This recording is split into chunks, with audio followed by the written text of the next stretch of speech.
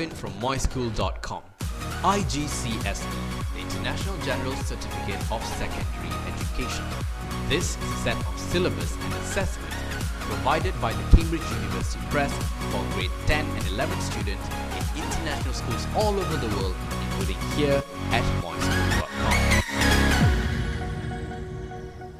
Today, we are going to be taking a look at punctuations, or to be more accurate, one particular kind of punctuation. I'm talking about the colon. The colon has three main purposes. The first is to introduce a speech or a quotation, like this.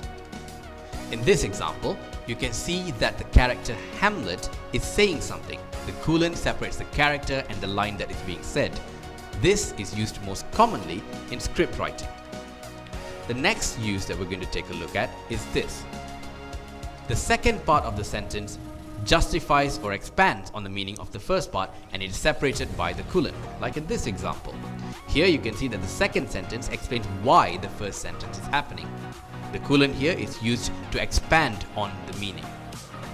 The third use we're going to take a look at is to introduce a list or a number of options, like in this example.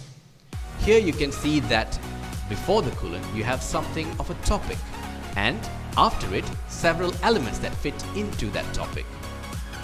This is using another particularly difficult punctuation, which is the semicolon, which we will learn further about in future lessons. That's all from me for now. I hope this has been helpful and look forward to seeing you at moischool.com.